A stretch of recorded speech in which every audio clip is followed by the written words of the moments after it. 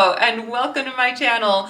My name is Melissa if you are new here, but if you are one of my steadfast subscribers, hey, sorry it's been a while. I plan on making a video that talks about where I've been, why I've been absent, and also just a review of all the things that I've made on this channel so far. I have several videos that I filmed last year, and this video is one of them. It is working on these banisters in this entry room. I redid all of this entry room behind me in a previous video.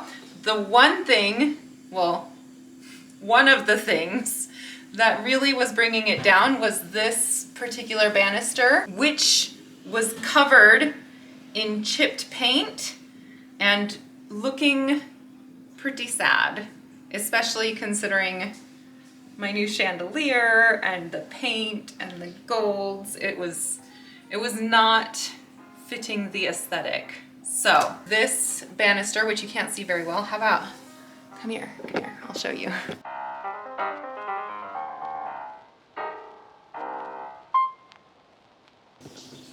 Okay, as you can see, the paint on this banister has gone away.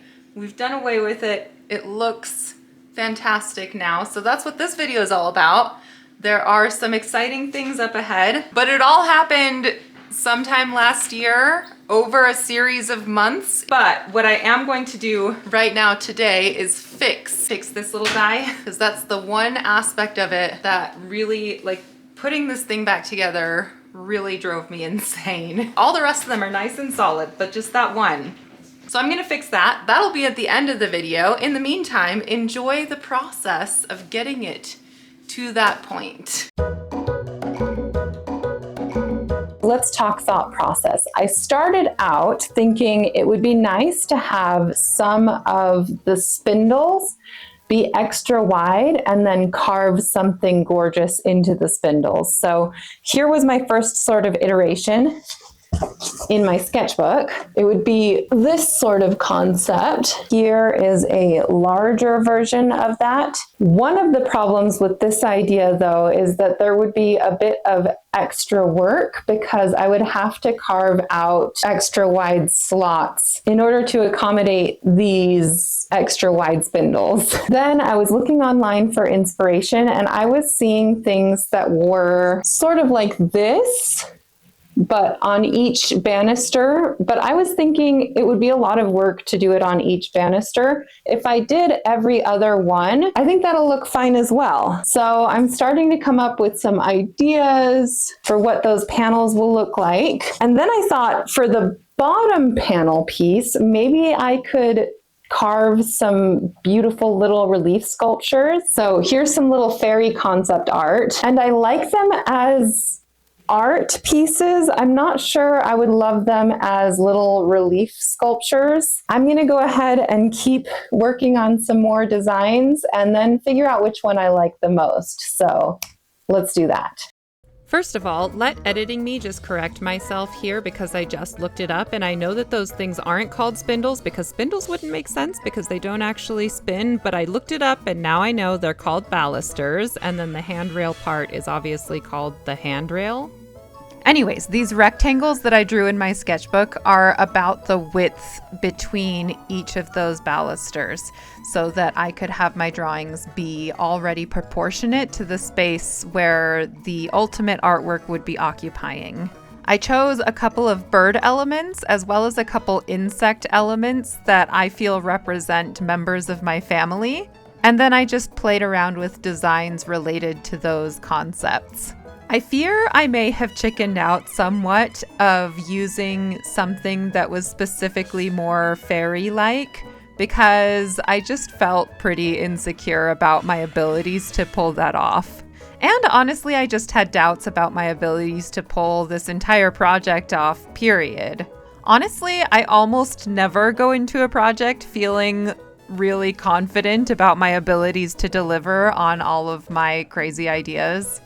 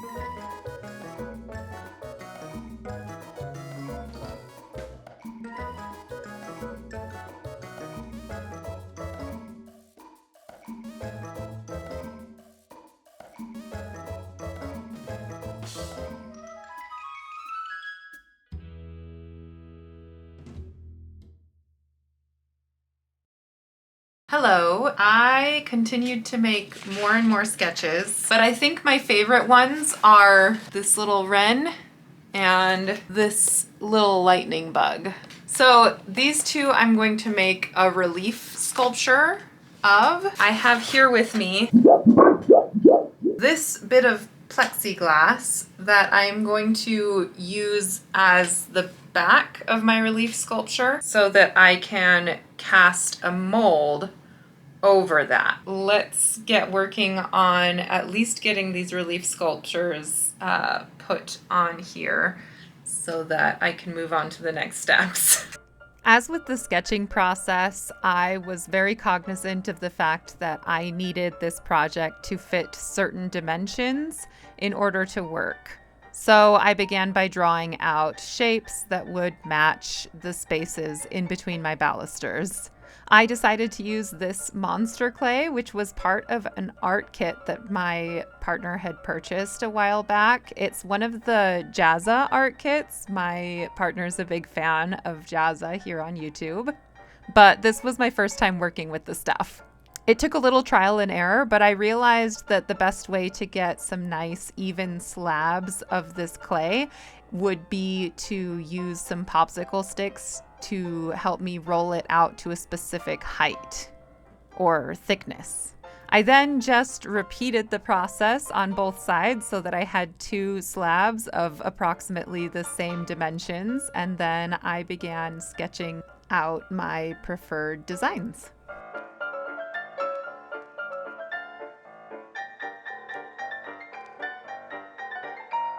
Hey there. In today's day, I have already been to the craft store and I picked up these puppies. Exhibit A, silicone mold making kit and mold release for when my molds have been made, which step I am not yet ready for, so just gonna put that right there. What I am ready for is to start sculpting. Let me just show you. As you can see here, I have two slabs of clay. I have my sketches ready so that I can refer to them as I work. What I have accomplished on these so far is I use this tool to just scratch out my sketches on there just to give me an idea of where the shapes go. There she is. Scritchy scratches, but you can see. You can see. I have the rest of this brick of monster clay, which should be ample clay. I've got these sculpting tools, as well as these ones, which are also from the same art kit. So with all that being said, I think we're ready to dive in. I'm nervous about it, but ready as I'll ever be. I am gonna put my hair up, actually. I just found a hair. And I did keep shedding hairs into this yesterday. I don't know what it is, but I feel like I've been losing hair like crazy. That should be good enough. Let's get to work.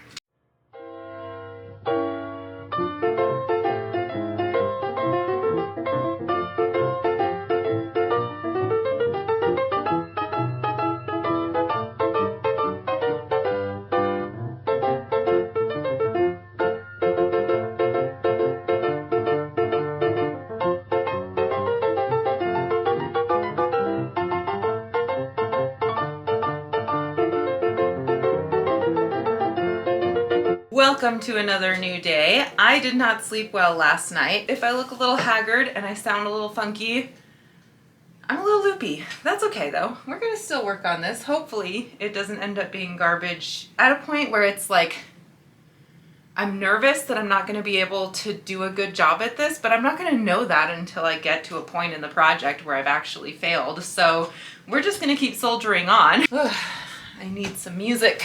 Give me the beat, boys, and free my soul. I wanna get lost in the rock and roll. Let's drift away. Okay.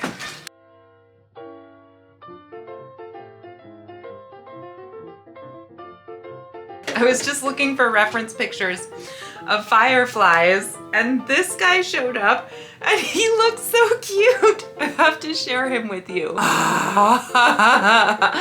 His little face with his arms, I don't know, they're so cute. That's not a reference picture that I can use for this in particular, but I just had to share that. Another thing I should probably share is just a little lore about behind this project, and that is that I wasn't planning on doing this project necessarily quite at that point in time. But, you know, sometimes we plan out and we meticulously decide on which projects are the ones for us, and other times projects are just thrust upon us, and this was one of those times. So anyways, I have some fantastic, adorable, wonderful children. But the thing about children is that they're not necessarily known for being the most cautious or aware of their bodies and what they're doing with them. So one day, and at this point we had our couch backed up against this stair rail, one of my children was sitting on the couch upside down. So their back was where their butt should be, and their butt was where their back should be, and their feet were in the air. Or rather, they would be in the air, but they had to go through the banister first. And so that's what they did. They just went right through and kicked it right off the rails on a crazy train. So basically, the handrail was just glued to all of the balusters. And then there were a couple of pegs in the post and also in the wall. So yeah, the whole thing came apart, and I probably could have just put it back together in a weekend, but I also saw an opportunity to just add a little bit more character, a little bit more craftsmanship, a little bit more artistry to my house. So that's the story, and now you know.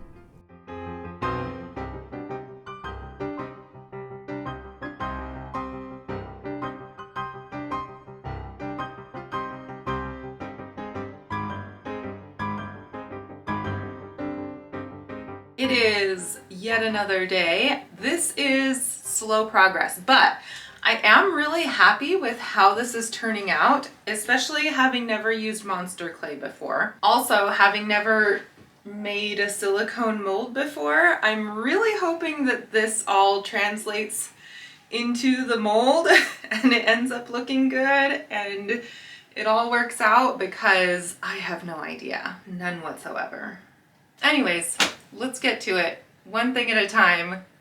Let's just get to work. How far are we into this video? Like over 10 minutes. I don't think I've even thoroughly explained what my idea is for this. So I guess I sort of showed in my sketchbook section that I wanted to put slabs of wood in between the balusters, and I wanted to decorate those bits of wood with relief sculptures. I knew that it would take a long time for me to just hand carve into wood relief sculpture after relief sculpture and trying to make them approximately the same one again and again, especially since I wanted to use oak, which is a hardwood, which is aptly named because the wood is hard and that makes it hard to carve into.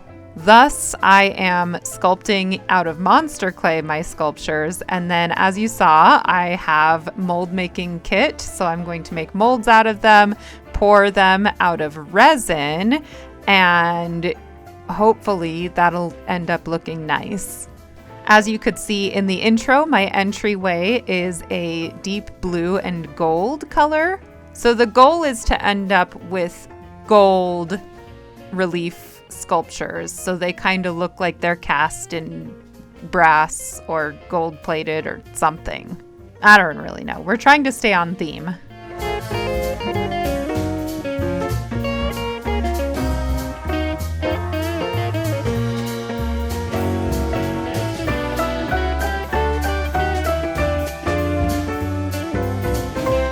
I'm finally done with my first sculpture with the little lightning bug. I'm excited to move on to the bird. I feel a little bit more confident now, but I have some things that I need to do, so I don't know if I'm gonna get around to it today. I really want to this is the problem. I have laundry and dishes and grocery shopping and I have real life responsibilities, but what I want to do is just work on this all day. We'll see if I can get any more done maybe later after I've taken care of some responsibilities. This will be my little treat if I'm able to get that done. I probably should have gotten my things done first, but then I'm exhausted and then I don't want to start, and I don't know. It's priorities. So if you can relate to any of that, go ahead and just leave a little bee in the comments section. Just like a little busy bee. They're always buzzing around doing their thing. That's us. We are all the busy bees that have to just buzz around and do our things when we just want to be hanging out, making honey. I don't know. It all fell apart there, but you know what I'm saying. I don't know, maybe a half hour later. Did I get all the things done that I meant to? Absolutely not. My executive functioning is not functioning because I just keep thinking about doing this. If I can't get any other work done, I may as well work on this. So my basic approach to this whole relief idea was I had already sketched out my basic shapes, and then I just had to make them out of the clay so that they would be a little bit three-dimensional, but not too much, right? Because relief is basically a sculpture with the illusion of depth. And in drawing, you create an illusion of depth through lines, basically. And it was pretty similar with this relief, except for it was kind of a shallow depth that creates the lines. I don't know if I'm making any sense here. But basically, I just played with the clay to make it try and look as three-dimensional as I can, while having it be as shallowly three-dimensional as it could be. That approach seemed to work out pretty well, actually. I ended up putting a lot more material down than I needed and then removing it as I felt was necessary.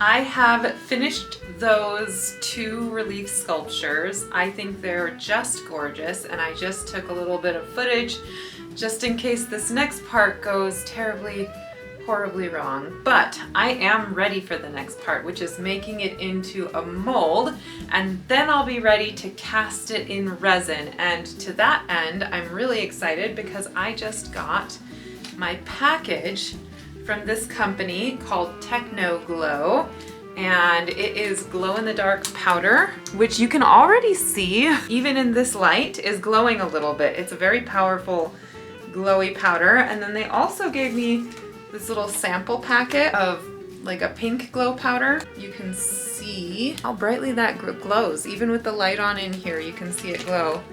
I bought this because I planned on using it in the little tuchus of my glow bug. Also, I was thinking I could use it to glow up the mushrooms. First, I need to build little walls around those guys and then mix up my mold making stuff and then put it on my sculptures, and hopefully it works. Let's do that, and then I can start resin casting hopefully tomorrow. As you can see, I used trash for this next bit, just hunks of trash that are taped together, and then I glued them down onto my plexiglass to create a kind of dam that would hold in my sculpting, what's it called? Mold, my mold stuff. That's what it's called. It's a silicone mold stuff.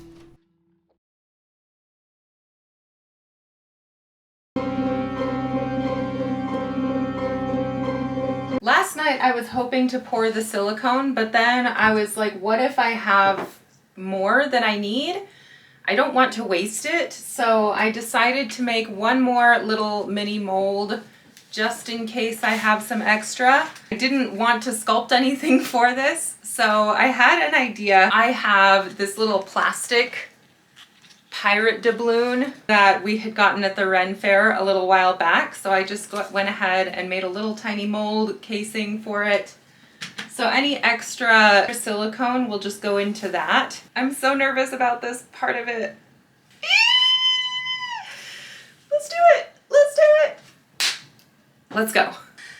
Okay, so it did cover the sculpture more or less, but it does say that I need to have it 1/4 to a 1/2 inch higher than the thing I'm making a mold of.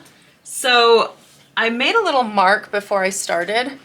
I don't know if you'd be able to see it, but I did. It does say that I can just mix up more and pour it on top. I'm seeing quite a few bubbles.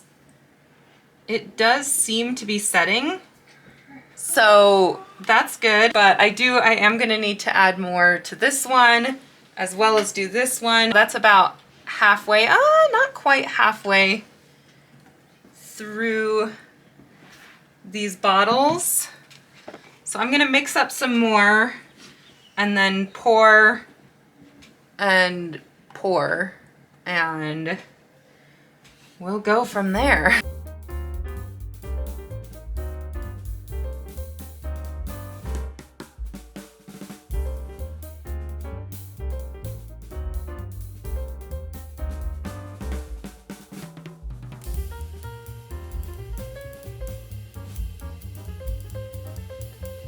All right, it's time. This is for all the doubloons. My molds are firm, my heart is pure, my pulse is steady, and I'm ready. It's poetry time. Just kidding. I'm gonna start with this because I'm least nervous about this. Coming off of the paper very easily.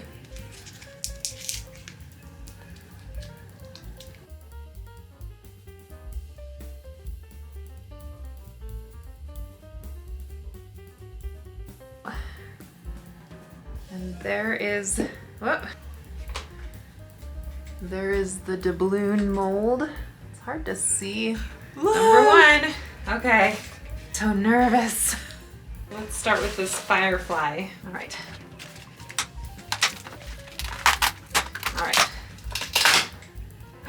So many little details. It's intact.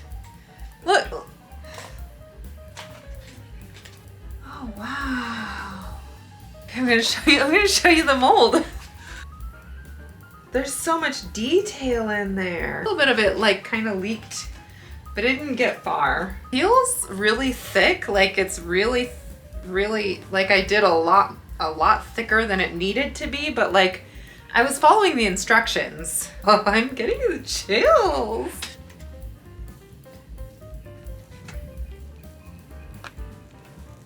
See, it's coming right off. Look at that.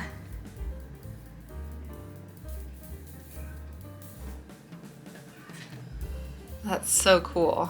It's looking pretty good. Let us proceed. So before I poured my resin, I decided to spray in the mold release, and then on top of the mold release, I brushed on this gold dust. I used it in some painting in a previous video, but it's basically just this gold powder, and I found it in the clearance section at the craft store. So then I would mix up a small batch of resin with my glow powder in it.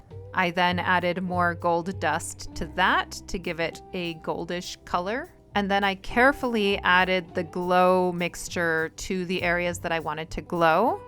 And after that, I mixed up another batch of gold resin. This time I used acrylic paint and my gold dust to tint the resin.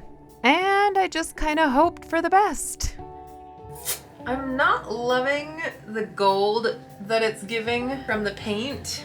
We'll see what it looks like because I did brush on that gold on the top. So maybe it'll look better on the front side. I'm interested to see, however, how the glow elements are going to work. This one is all glow stuff. So as you can see, I have my little UV flashlight, and you can see that it does make it glow, but then in the light, it just looks kind of goldish. So hopefully that looks good. I'm a little worried that some of my more opaque gold got mixed with some of my glow gold. I'm a little worried that some of my glow gold got all over where the opaque gold is supposed to be. This might be a mistake, but I really want to demold these. And they feel like, I mean, they're still a little squishy, but they feel like they'll be okay being demolded. Let's do it.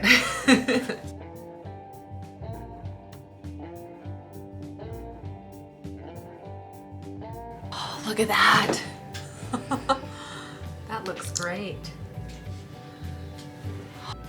This is my UV flashlight. Let's see how it picked up on the glow in the dark pigment that I put in there.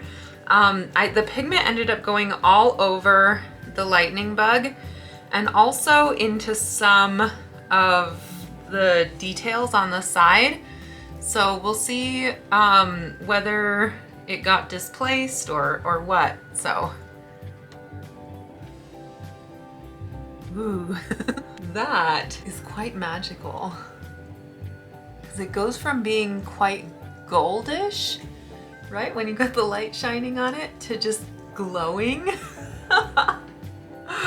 Oh, that's cool. It did get into most of the crevices well, but you can see here that there were some bubbles. I did my best to try and not make there be bubbles, but you know, there are bubbles, and I don't know how or if we're gonna fix that. I think maybe I'll just get more skillful at pouring this in the future, but that is pretty neat.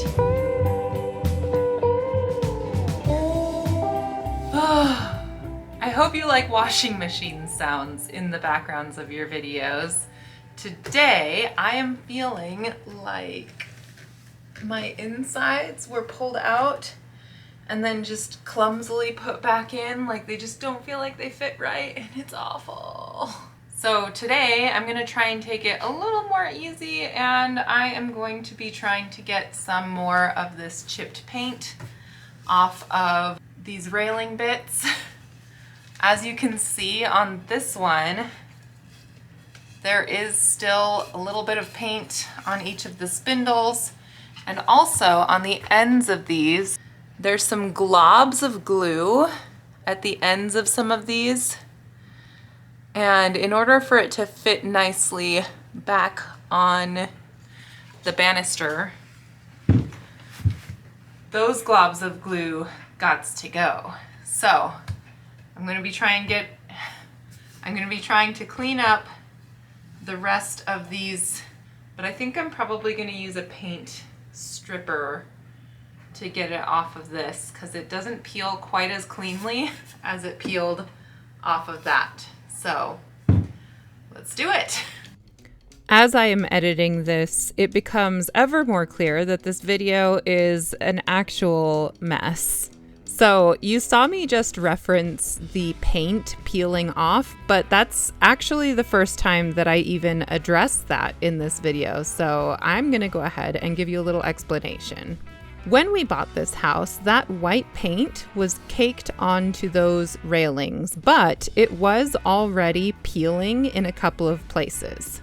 It appears that all of it had been painted black at some point by the fact that there is black paint on there, and then someone else came in and painted it white.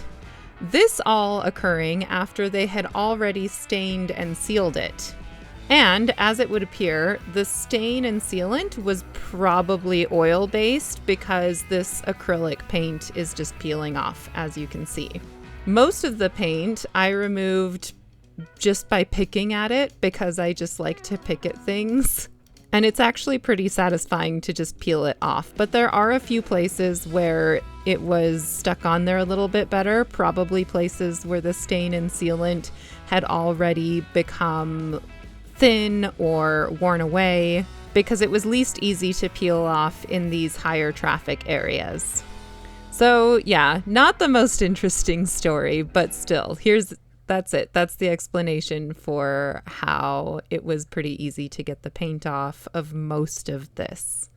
I started out using my fingernails. I then moved to using these palette knives. And then for the worst of it, I used a wire brush and then finished it off with some sandpaper. And I think the final elephant in the room is probably just my hair. Long story short, I cut it. I cut it all off. I cut it a little bit shorter than I had expected to. It took some time for me to get used to it and be okay with it. And now it's growing out. And that kind of just shows you how much time has passed from filming till now. I invite you to look at my oak. This is my oak plank, and it will be used for things. Things hereafter being defined as those little bits that I'm putting between the balusters. First, I had to cut them down to size so that they would fit in between the balusters. Then, after that, I needed to route out a channel for my relief sculptures to fit in.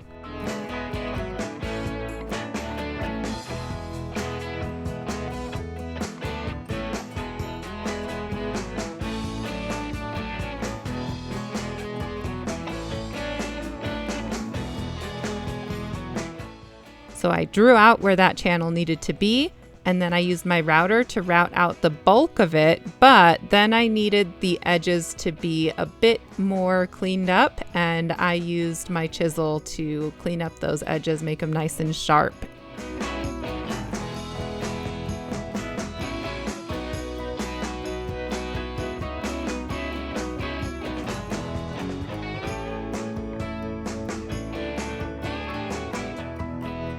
After that was done, I decided that I didn't want to have those reliefs on every single one of these oak panels. I also wanted to have one more design, but this time it was going to be laser etched into the oak. So here you'll see me coming up with one more design after I decided that all of those designs that I made at the beginning of the video weren't quite what I wanted for this. I wanted something a bit more bold, a bit more graphic, something that will translate well with the laser engraver.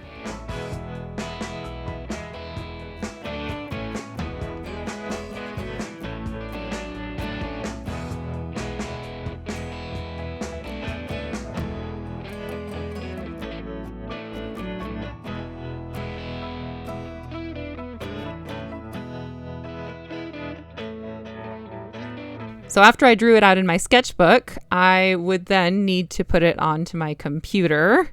And then I had to use my brain and my hands to line up each of those panels perfectly in my engraver so that it would be in the right position for what I needed. So all of that took a while. I didn't get any footage of the engraver actually doing the engraving, but after the engraving was done, I wanted it to be a lot more clear because it was just kind of like wood and then darker wood, and then things were going to be stained so that it matched the rest of everything. So I had to go in and hand paint into where things had already been etched out with the laser.